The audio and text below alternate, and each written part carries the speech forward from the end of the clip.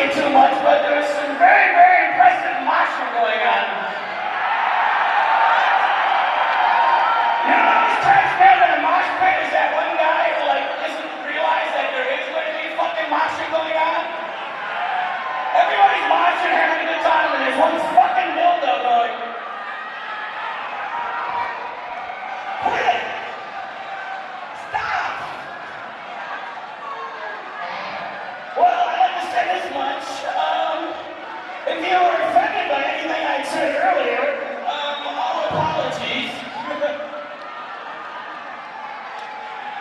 Gay bashing is very popular nowadays. Gay bashing is heterosexual guys. Very rarely is it ever like a bunch of heterosexual women that go out and try to beat up dykes. That doesn't happen much. But gay bashing essentially is guys going, I hate you because you're a fag, and I hate you because you're a fag, and you're queer, and you're a fag, and you're kind of attractive. And I'd like to fuck you, but I can't because I'm in the closet. So I'll just beat you up and jerk off in my daddy's fucking sports car.